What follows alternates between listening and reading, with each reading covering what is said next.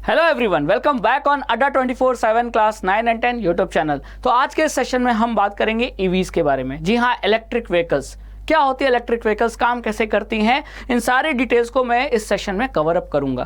तो अगर आपसे पूछा जाए व्हाट इज ईवी, तो सबसे पहले आपके दिमाग में ई रिक्शा की इमेज बनती है। आप लोगों ने यूज भी किया होगा, है ना। और फिर आपने टेस्ला कंपनी का भी नाम सुना होगा, जिसके हेड हैं इलॉन मस्क। और टेस्ला अपनी इलेक्ट्रिक गाड़ियों के लिए पूरे वर्ल्ड में फेमस है और जानी जाती है ना। तो चलिए अगले कुछ मिनट में मैं आपको डिटेल में बताता हूं कि इलेक्ट्रिक गाड़ियां काम कैसे करती हैं, है ना।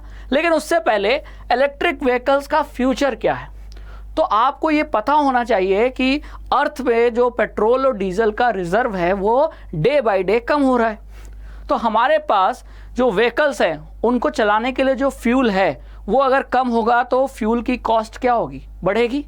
और इसीलिए आपने सुना होगा कि न्यूज़ में कि पेट्रोल डीजल दिन पे दिन क्या हो रहा है, महंगा होता जा रहा है। तो फिर एक अल्टरनेटिव सोर्स ऑफ एनर्जी की ज़रूरत है और वो निकल के आया आपका इलेक्ट्रिक, है ना।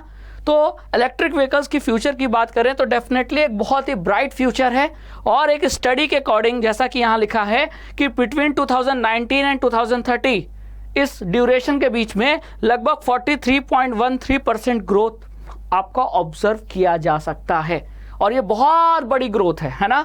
तो आने वाला फ्यूचर इलेक्ट्रिक गाड़ियों का ही है और एक समय सारी गाड़ियां इस अर्थ पे सारी इलेक्ट्रिक गाड़ियां होंगी। जी हाँ, ना पेट्रोल ना डीजल, धीरे धीरे ये सब रिप्लेस होती जाएंगी। और आपने देखा होगा कि आजकल स्कूटी, आजकल छोटी गाड़ियां, है ना, चाहे वो टाटा हो, चाहे वो हुंडई हो, चाहे वो टेस्ला हो, हर कंपनियां अपनी इलेक्ट्रिक गाड़ियां लॉन्च कर रही है ना।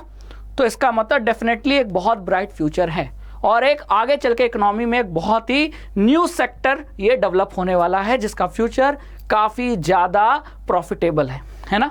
तो चलिए, अब ये तो बात हो गई फ्यूचर की, लेकिन ईवीज जो गाड़ियां हैं उनके बारे में जब तक हम डिटेल में नहीं पढ़ेंगे कंपोनेंट्स, तो वो वर्क कैसे करती हैं ये भी हमको पता नहीं चल पाएगा। तो सबसे पहले मैं आपके सामने एक इलेक्ट्रिक गाड़ियों के कंपोनेंट का एक इमेज आपके सामने रखता हूँ, है ना।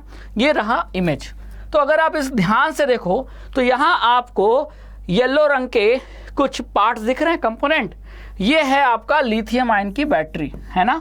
तो सबसे पहले ईवी गाड़ियों में बैटरी का यूज़ होता है और वो बैटरी लिथियम आयन की बैटरी होती है। जी हाँ, जैसे कि स्मार्टफोन में या हमारे बेसिक फ़ोन में जो बैटरी होती है वो भी लिथियम आयन की बनी होती है। और ऐसे ही लिथियम आयन की बैटरियाँ इस ईवी गाड़ियों में भी इस्तेमाल होती हैं, है ना।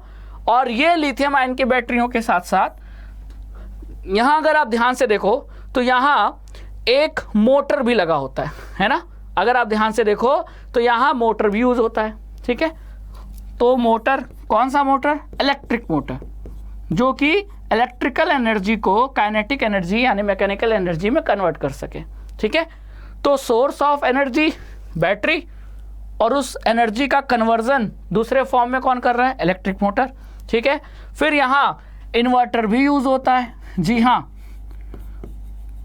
अब इन्वर्टर का क्या काम है, बैटरी का क्या काम है, इलेक्ट्रिक मोटर का क्या काम है, ये सारा मैं आपको 1 बाय 1 बताता हूँ, ठीक है। तो यहाँ आपको नॉर्मल डीजल और पेट्रोल वाला जो इंजन होता है वो आपको देखने को नहीं मिलेगा, है ना। यहाँ एक सिंपल सिस्टम होता है, बैटरी, इलेक्ट्रिक मोटर और इन्वर्टर का एक कॉम्बिनेशन होता है इलेक्ट्रिक गाड़ियाँ, है ना। अब देखिए इलेक्ट्रिक गाड़ियाँ काम कैसे करती हैं, चलती कैसे हैं। तो सबसे पहले हमें सोर्स ऑफ एनर्जी चाहिए। तो इलेक्ट्रिक गाड़ियों में जो सोर्स ऑफ एनर्जी होती है वो होती है लिथियम आयन बैटरी। आपको ये कार का स्ट्रक्चर अगर देखें तो ये इलेक्ट्रिक गाड़ी का स्ट्रक्चर है, जिसमें आपको ये ब्लैक रंग का जो बॉक्स दिख रहा है इसमें कई हजार लिथियम आयन की बैटरी आपको देखने को मिलेगी, है ना। अब ये लिथियम आयन की बैटरी क्या प्रोड्यूस करती है? ये डीसी करंट प्रोड्यूस करती है ना। हमारे घरों में भी जो बैटरी है, बैटरी में हम डीसी करंट ही स्टोर कर पाते हैं, है ना। तो ये भी बैटरी डीसी करंट प्रोड्यूस करती है। अब इस डीसी करंट को सेंड किया जाता है कहाँ? इलेक्ट्रिक गाड़ियों में लगे इन्वर्टर में। तो इन्वर्टर इस डीसी करंट को बदल देता है किसमें? एसी करंट में। तो इन्वर्टर का काम क्लियर हो गया आपको। अब इन्वर्टर जिसने एसी करंट को प्रोड्यूस किया, कैसे? डीसी को चेंज कर दिया एसी में। अब इस एसी करंट का क्या किया जाएगा? इसे सेंड किया जाता है इलेक्ट्रिक मोटर को, है ना। तो अगर आप ध्यान से देखो, ये रहा इलेक्ट्रिक मोटर जो पहियों के पास लगा है और इलेक्ट्रिक मोटर को आपका काम पता होना चाहिए कि इलेक्ट्रिक मोटर को जब हम क्या करते हैं, जब हम एसी करंट देते हैं और इस एसी करंट के वजह से इलेक्ट्रिक मोटर क्या करता है, इलेक्ट्रिक मोटर एक फोर्स पैदा करता है और ये फोर्स उस व्हीकल के टायर को क्या करता है, घुमाता है। तो यानी इस एसी करंट में जो इलेक्ट्रिकल एनर्जी है उसका कन्वर्जन किस में हुआ, उसका कन्वर्जन काइनेटिक एनर्जी में हुआ, जिसके वजह से पहिए घूमते हैं और इलेक्ट्रिक गाड़ियां चलती हैं, है ना। तो एक सिंपल सिस्टम है इलेक्ट्रिक गाड़ियों की वर्किंग का। तो अब आपको क्लियर हो गया ना, बैटरीज डीसी करंट प्रोड्यूस करती है और डीसी करंट को एसी में कौन चेंज करता है, इन्वर्टर। और फिर ये एसी करंट जब इलेक्ट्रिक मोटर में एंटर करता है वायर में, तो ये करंट मैग्नेटिक फील्ड के परपेंडिकुलर होने की वजह से इस मोटर में लगने वाले कॉइल के ऊपर एक फोर्स लगता है और वो फोर्स के वजह से कॉइल घूमती है और कॉइल घूमती है तो टायर भी घूमता है और सिंपली इलेक्ट्रिकल एनर्जी का कन्वर्जन हो जाता है काइनेटिक एनर्जी में। तो ये रहा इलेक्ट्रिक गाड़ियों का आपका वर्किंग सिस्टम, है ना।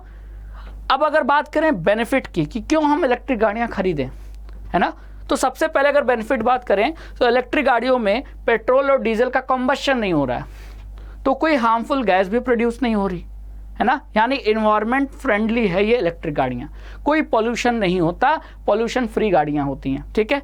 फिर चीपर मेंटेनेंस, क्योंकि अगर पेट्रोल डीजल का कंबशन होता है तो कार्बन निकलता है और कार्बन वो इंजन को क्या करता है, ख़राब करता है, इसलिए डीजल और पेट्रोल की गाड़ियों की जो लाइफ होती है वो कम होती है ना। तो अगर हम उसको कंपेयर करें इलेक्ट्रिक गाड़ियों से, तो इलेक्ट्रिक गाड़ियों में ऐसा कोई कंबशन हो ही नहीं रहा पेट्रोल डीजल का, है ना। तो डीजल के और पेट्रोल गाड़ियों के कंपैरिजन में इलेक्ट्रिक गाड़ियों का जो मेंटेनेंस कॉस्ट है वो भी कम रहता है ना। तो ये चीपर है, क्लियर। तो मेंटेनेंस चीपर है, पॉल्यूशन फ्री है और इंजन काफ़ी इफिशिएंट है।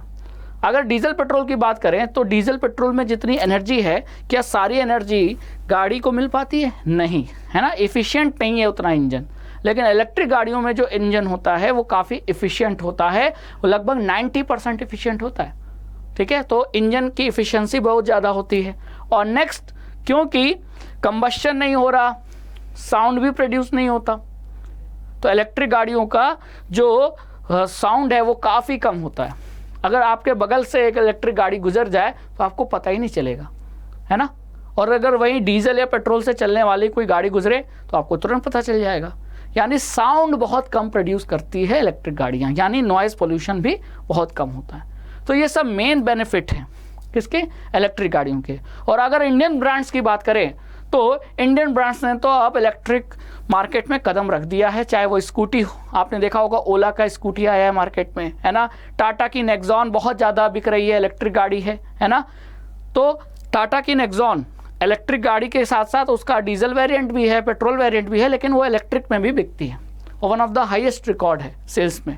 तो कहने का मतलब ये है कि फ्यूचर इलेक्ट्रिक गाड़ियों का है और सरकार ने इसके लिए नई पॉलिसी भी लाई है। तो ये था आपको सारा डिटेल मैंने लमसम आपको बताया कि इलेक्ट्रिक गाड़ियाँ क्या हैं, इनका फ्यूचर क्या है और एक काम कैसे करती हैं। आई होप कि आपको ये सेशन अच्छा लगा होगा। और अगर आपको इस टॉपिक पे या किसी भी टॉपिक से पढ़ाई में डाउट है तो आप अपना डाउट हमें अड्डा 24/7 के ऐप पर हमें सेंड कर सकते हैं। उसका फ़ोटो क्लिक कीजिए, हमें सेंड कीजिए, हम उसका सोल्यूशन भेजेंगे आपको, है ना। और इसी तरह के मोर इंटरेस्टिंग सेशन के लिए जुड़े रहिए अड्डा 24/7 क्लास 9 और 10 यूट्यूब चैनल पे और इसको सब्सक्राइब करना ना भूलें।